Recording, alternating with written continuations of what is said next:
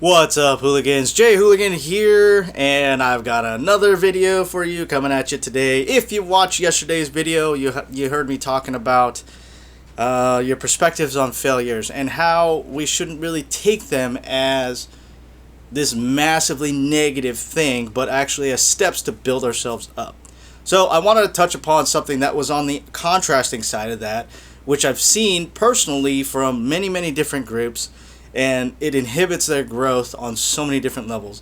And what that is celebrating your wins too long. Okay, don't get caught up on celebrating your wins for too long, because you may get caught up in so much in the celebration that you're not actually moving forward, and you might get left behind.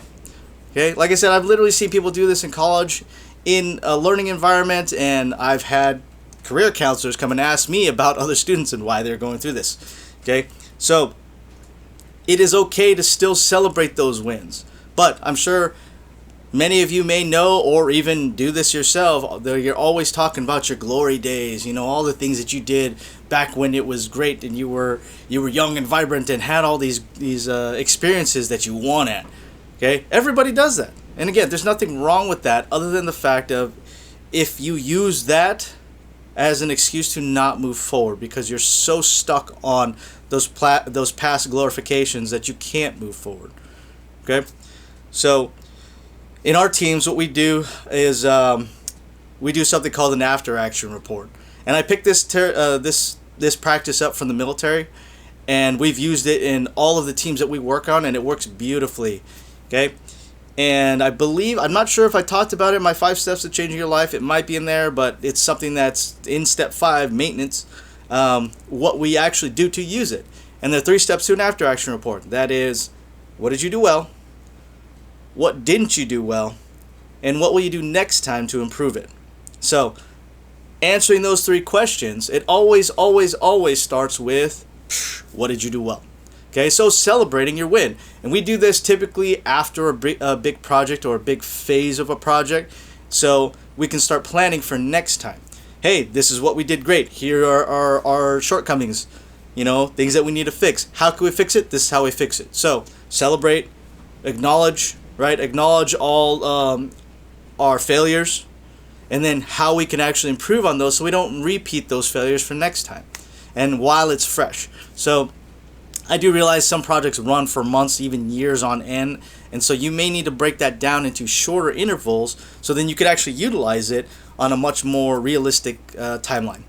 Okay, but utilizing those after action reports is, and I've said this before to so many people, this is what has driven us to grow exponentially in just being real. Not only does it allow a forum for everybody, no matter what level they're on in the hierarchy of, if you even have a hierarchy in your system or your company or whatever, to be acknowledged and heard. Hey, this is something that I'm talking about, I want to be heard. Great.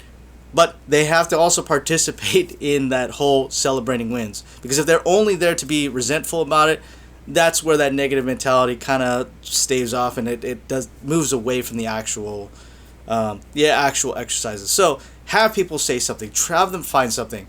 A lot of people do this, a lot of teams do this in the beginning of the day. Hey, what are our wins? What did we do yesterday that was fantastic? And then they move forward with it. Then they plan the rest of their day from that point on.